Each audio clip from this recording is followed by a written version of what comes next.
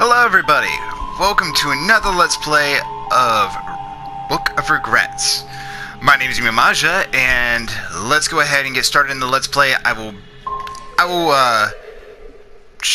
Don't do that. Don't do that creepy laughter. But I will pick you up to speed as we go. So, in the previous episode, if you really want to call it an episode, we just entered the chapel with the Angel of Death just appearing out of nowhere. We'll do the same things that we did before, so yell to see if anyone's there. Hello! Anybody there? Angel of Death, are you around? I saw you before. Suddenly you feel a chill on your shoulders. You turn around to see a bizarre figure before you with wings and no face. It's difficult to tell what exactly it is.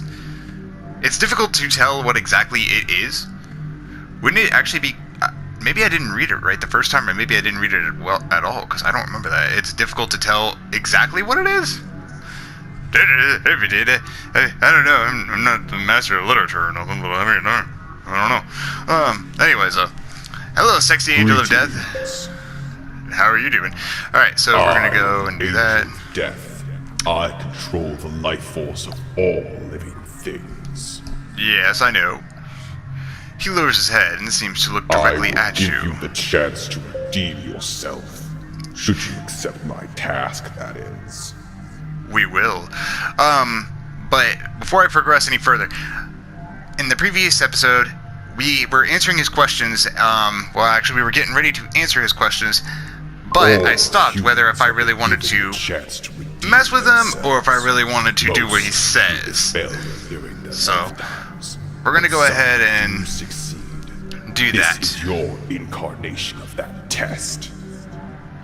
I understand. You told me this all before. Know that I mean exactly as I say. A test. To see if you are capable of redemption. Angel of Death's words seem manipulative. Consider this. How can any human truly know anything? How do you know you're standing here in my presence? How do you know you even exist? I don't know that I exist. You can't even say my name! He shifts in direction towards the stained glass window. Often perceive life the way they wish it to be. Reality is irrelevant, if there is such a thing at all. Humans will do whatever they can to ignore the truth. Is what the Angel of Death saying true? You contemplate the meaning of his words. We will start with a few questions. Are you ready? I have a name. You can say it, you know. Unless you have the ability or whatever, you say a name and people die. I mean, I don't know. You are the Angel of Death after all. I wonder if you have that ability. But anyways, I think this... I'm just gonna mess with him, so I'm gonna go and say, whippity wobbity woo! Whippity wobbity woo, bitch! Angel of Death, what you gonna do? You yell obnoxious gibberish at the Angel of Death. Yeah, that sounds just like me. This is not the time for jokes. I will grant you one more chance. Will you answer my question? Yeah, well, I don't want to make him angry, so okay. Excellent. The Angel of Death hovers over to the pulpit, and then slightly lowers itself as I will sitting. now ask you a series of important questions. Please answer honestly to achieve the best results for your personality. You wait the first How much question. do you regret? A lot. Some things, not much, or I have no regrets.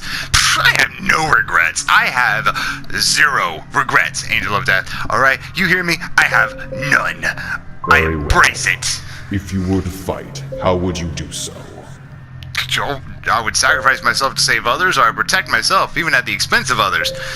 Well, I mean, I would usually try to be the hero and say I would sacrifice myself to save others. But you are the Angel of Death, and you may contradict me on that. So, I don't know. Even at the expense of others. Or save others by sacrificing myself. I feel like there's a trick question in this, but... somewhere. Would you change the past if you could? No. What's in the past stays in the past. Would you change the future if possible? Yeah, fuck yeah. I see. So, how would you face death? I'm doing that right now. I mean, you are the Angel of Death. I mean, if you know what I'm talking about, you should know. I mean, I'm facing you right now, aren't I? Very funny. Oh, yeah, I'm very funny. I'm funny, I'm hilarious. Just answer the question. Yeah, I guess I'm unsure. The Angel of Death descends from the stage. It lands facing I believe you. that about concludes the questions I had for you. If I may ask, how are you feeling? Well, those are some pretty weird questions. I mean, if anybody else is watching this, those are kind of questions, right, that an RPG game would ask you, or a game that it's like, I mean, of course, this is a game where your choices affect the game, but I wonder if, since I answered them, like, in that manner, if I'm going to get, like, a good, bad, or a somewhat reasonable ending for the game. I understand. Now, as for your true task... Oh, that wasn't the real task? No?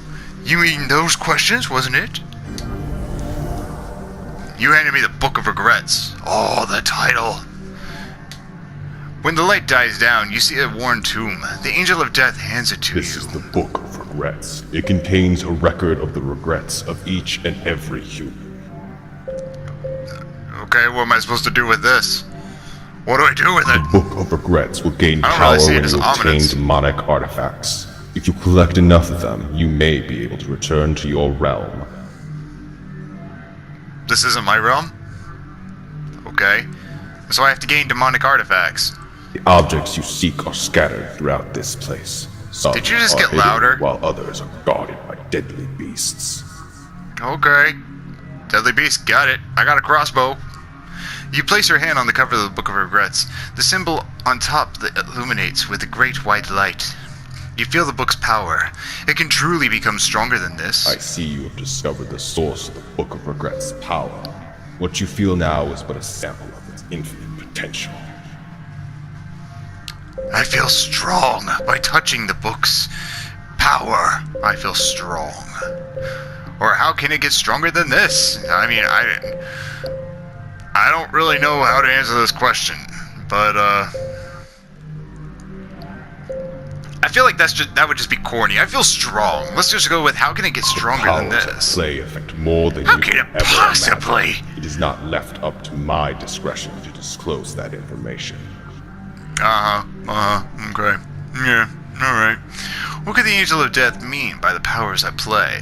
Your body does not feel physically stronger, but you can sense the magical power now within you. Nevertheless, it is time I depart. It is now your duty to find demonic objects and prove your mettle.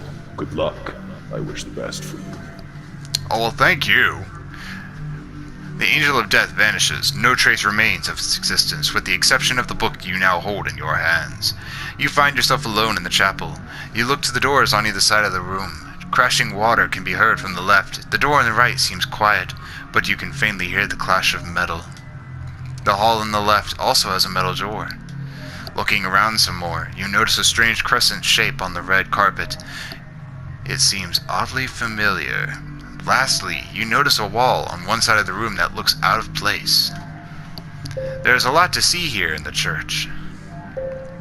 Let's see.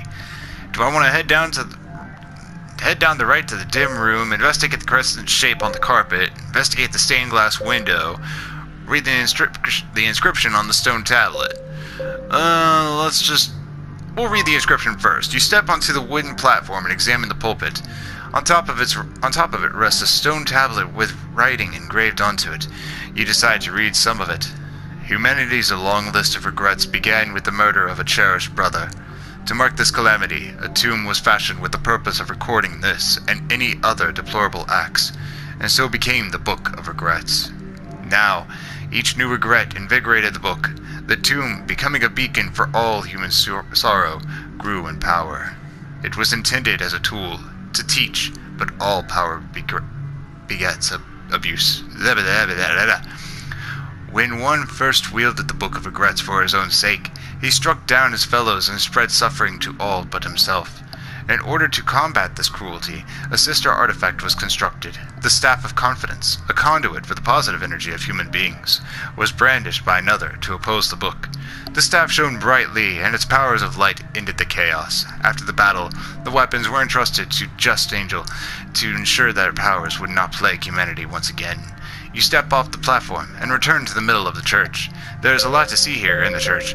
Oh, well, okay, well, thanks for telling me that again. I mean, I think I got that. Yeah, thank you. Let's see. Investigate the crescent-shaped carpet? Yeah, may as well. You examine the crescent-shaped carpet. There is something about this symbol. That's right, it's identical to the carving on the metal insignia. You take out the metal insignia and compare it with the crescent on the carpet. The metal insignia seems to have a more circular shape on the inside compared to the ground's pointed shape. Now, where would you put this? You walk up onto the stage and look down at the stone pulpit. You notice a small indentation in the stone. It looks to be around the same size as the metal insignia. You place the metal insignia around the indentation. Immediately, you feel a rumble in the room as if the walls themselves were moving. As you look towards the pews, this portion of the wall retracts, revealing a winding wooden staircase. You jump off the stage and go towards the new opening, entering inside. Looking up, you can't see the top of the stairs. Whatever is up there must be quite a climb. There's a lot to see here in the church. Should I still continue to look around? I guess I'll investigate the stained glass. Wow, I need a drink of water. Alright. You step up to the onto the stage and begin to examine the stained glass behind the stone pulpit. It's actually quite beautiful. The intricate details suggest this work took some time to complete. There are a few missing pieces. You notice some shards of stained glass on the ground. However, it seems one more piece is needed to repair the window. Oh, you mean the piece that I found? The one guy that was holding Jason? That guy was holding that piece of glass? Right. Maybe that broken piece of glass you found earlier would help? You attempt to place it into the stained glass. Oh, goody, puzzles. Oh, great. Alright, I got this. Let's see. So, what am I supposed to do with that? Oh, fuck. No. Deselect that object. No, select object. Nah, come on. Exit minigame. Are you sure you want to abandon the progress and return to the game? Yes. Let's try that again. I thought it would just... Oh, come on. There we go.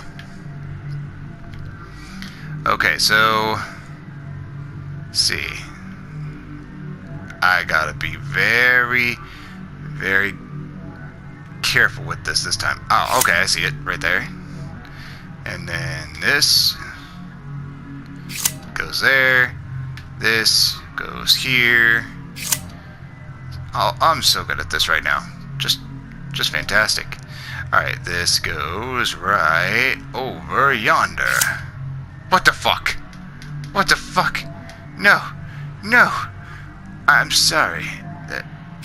There? Yeah, there we go. Boom. And boom. Yeah. Alright, so I'm good now, right? Yay!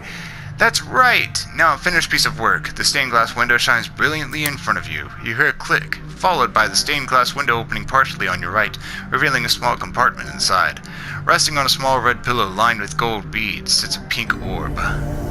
The Orb of Wisdom. I feel smarter already. You pick up the orb and examine it. You decide to take on the curious orb with you. You close the stained glass window and return to what you were doing earlier. There's a lot to see in here. Well, I don't know. I mean, I was just checking out everything else, but still, maybe I should head up the winding staircase, you know?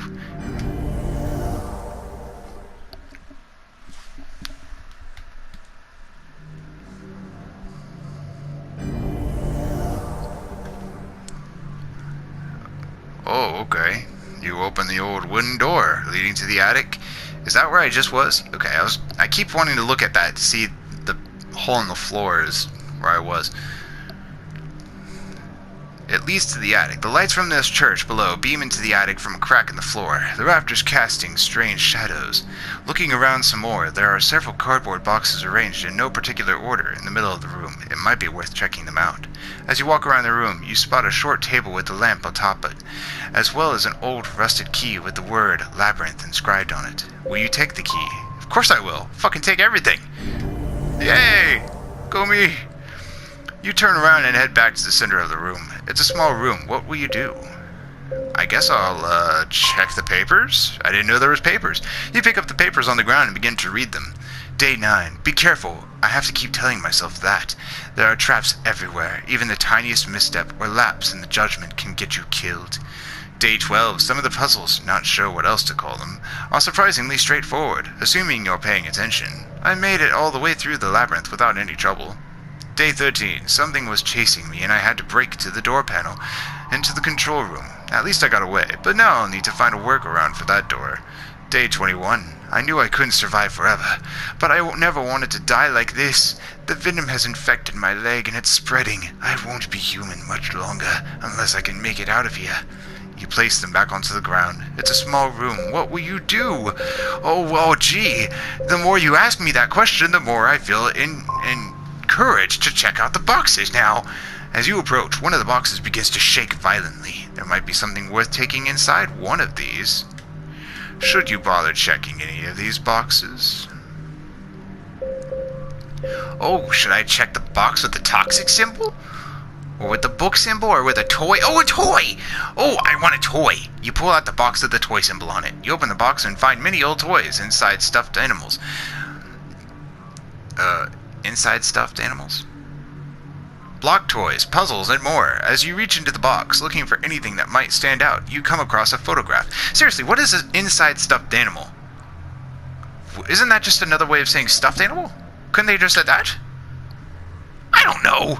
I'm not very... I mean, I thought I was good at literature, but this takes it to a whole new step. I just don't understand it. It pictures a young, joyous girl holding a doll tightly in her arms. Looking at the reverse end of the picture, you find some text written on it. Katie, age 11. She will always love that doll, Agatha, didn't she? Nothing else seems to be of note here. You put away the toy box. Should you consider checking any of these other boxes? I'm gonna rephrase you some of these times because the more you ask, the more I just want to mess with you. Okay, so I guess I should check the book symbol. Yeah. You open it, revealing a plethora of old novels. A Tale of Two Swords, The Book of Confidence, Remembrances, That One Tale, Zombies at my university. Zombies ate my university. Like zombies ate my neighbors? That One Tale? Might be interesting. Read a few pages of it? Sure, let's read a bit. You pick up the book with That One Tale on the binding. Rotating the book to the front cover displays a young man holding a sword with a castle behind him. You take a look at the back cover. It seems to tell the tale of a heroic knight who falls to corruption after becoming king of his own country. You open the book to a random page in the first half. No, I will fight for justice. I will not fall for your schemes. Whether you believe it or not, your heart has a great potential for darkness. Your rise to power will be your downfall. So long as I fight for the good of my country, I won't be swayed. Becoming king will change nothing. It seems that this character truly desires to fight for what is right. You flip further into the book. No, you can't leave. What will our people think without their queen? I was this land's champion before I was its queen. It is my duty to seek out and eliminate threats to the state. Besides, wasn't it always your dream to lead our people? But what about our daughter? The queen looks downwards. Saddened at the thought of leaving her little girl, but she is determined in her mission and bids her husband farewell. This is interesting. You turn more pages, reaching the last chapters of the book. I will get her back. Once the citizens are fully under my control, everyone will be happy. There will be no more fighting, and she will have no cause to leave again. The king pauses for a moment, looking out the window. Ah, yes, he will be the one. A hero like him will surely be able to retrieve the tools necessary to enact the spell. I merely fear the witch's intervention. You close the book. You wonder if there will be a sequel. You place the book aside, and look back into the cardboard box with all the other books. With so many novels inside, you decide to take out all the books to see if there's anything valuable at the bottom. With all the books now removed, you notice a strange object in the box. Is it that a crank? Oh, okay. You didn't notice that before. I mean, you only saw maybe 5 or 6. You pull out the crank and examine it. It seems that it might fit somewhere. There doesn't seem to be anything else in this box, so you place all of the books back inside and close it. But what about checking the bottom of the books? Should you bother checking any of the other boxes? Well, I guess I will, Maybe I should check. Oh, no. Maybe, well, yeah. You know what? I'm going to be safe. I'm going to go in and start with the safer ones first, and then I'm just going to go ahead and start with the toxic one after this one. So you open it, but nothing is inside other than some styrofoam. Styrofoam TM, of course. That's the best kind of styrofoam. You close the box and look at the rest of the stack. Should you bother checking any of the other boxes? I guess I will check one. I will check the toxic one. You grab the box with the toxic symbol on its side. Are you sure you want to open it? Are you really sure? Well, when you put it that way... I do. You open the cardboard box. As you lift both ends of the box, a strong poison mist releases into the air. You jump back, but you still manage to inhale some of the poison. It burns, going down your throat and into your lungs. You find it a bit harder to breathe, but you should still be okay. You head back to the box and look inside. Nothing is there. Should you bother checking any of these boxes?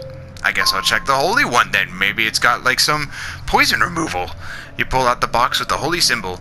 You open the cardboard box, but there is nothing inside. Suddenly you feel an inexplicable sense of comfort, as if all of your troubles have been lifted from your shoulders. You feel lighter, better, cleansed. See? Perhaps something about this box can expel evil forces. Should you bother checking any other boxes? Why does it give me the option to check the box again? Maybe just because it could expunge it, so I guess it just gave me that option. Alright, I guess I may as well. You set your hands on the shaking cardboard box. The box thrashes about even more erratically as you try to hold it in place. Are you sure you want to go ahead with this? Again, I am pretty sure. I mean, the more you say it, the more it just piques my curiosity. You fold back the top of the box. As the box opens, the shaking stops. You peer inside it, but it's empty.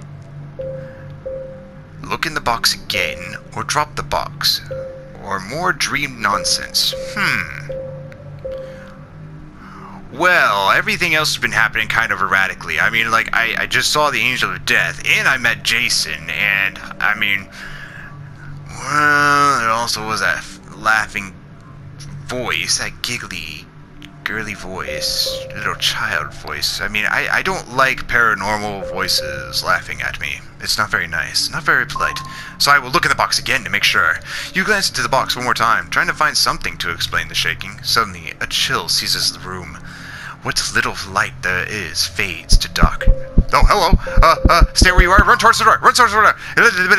You follow your instinct to run straight to the door you came in through. But it's closed. You don't remember shutting it when you walked in. You pulled the doorknob, but it's locked. You keep tugging at it with no luck. Try the labyrinth key. You try budging it, but it's no good. Break the door down. You pull back your fist, gathering all your strength. You punch the door, but you can only manage to hurt your hand. Ow! Just keep tugging. You keep tugging at the door, but it won't budge. No matter what you do, this door won't open. You feel a gust of wind behind you, followed by the sound of the creaking floorboards. You keep pulling at the doorknob, hoping it will somehow open. Hello? But then you hear a voice.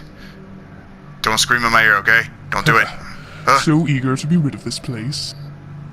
Maybe. Who are you? Oh, hi. Oh, you're not like the sexy angel I met earlier. You're not like beautiful eyes Jason either. You turn around, some kind of demon floats before you, a black smoke surrounding his body. Here, I don't bite. Judging by those teeth, I mean, I'm gonna say you do. You gulp, unsure of what to do next. Slow, are we? Very well. I will move you myself then. The demon flicks its wrist. A strange force comes from behind your body, knocking onto the ground and come closer to the creature. The demon stares down at you with its beady red eyes. Okay, you push yourself off the ground. Standing on your feet once again, you face the menacing spirit. The floating demon inches closer towards you. It stares at you as if expecting a response. Maybe I should try to run again. I mean, like, there is that hole. Why did that not give me an option? I could just drop down. Even though it was pretty tall. I mean, but that still doesn't look like a very big height to me. Just saying. Let's see. What are you? Or should I try to run again? I can tell you're pretty much a demon. It's not good to stick around. Really isn't. But I guess I may as well just talk to you. Dear, naturally. Oh, well, gee, thanks. The demon's arm shapeshifts into chains with sharp edges. It raises them up as if to strike you. You back up slowly, trying to find another way to avoid the demon's attacks. Ow! The demon lashes one chained arm at you. It wraps tightly around your left arm, tearing into your skin. It whips its other chained arm at you. This time it binds your chest, leaving you trapped in place. You look down as the chain continues to tighten around you until it's dug deep into your flesh, but it doesn't stop there. You open your mouth to scream. Welcome to hell. It's over. The demon releases grasp of the chain connected to your left arm, then rise. Oh. What's going on? What the fuck?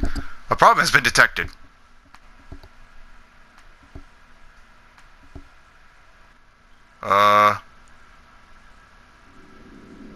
Okay. That was very interesting. Oh, put me all the way back at the beginning.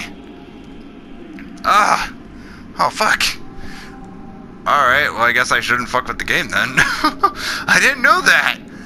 I didn't know. Can I just load it back up? Apparently not. No.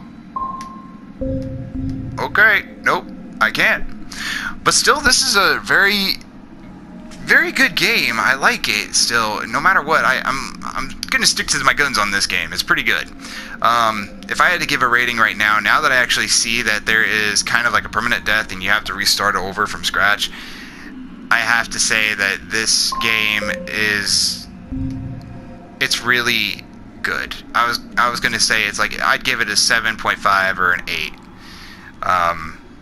But let me know what you guys think about it in the comments below. Make sure to fist bump that like button if you enjoyed this video. And also, if you haven't subscribed, subscribe now. And if you have, then I love you.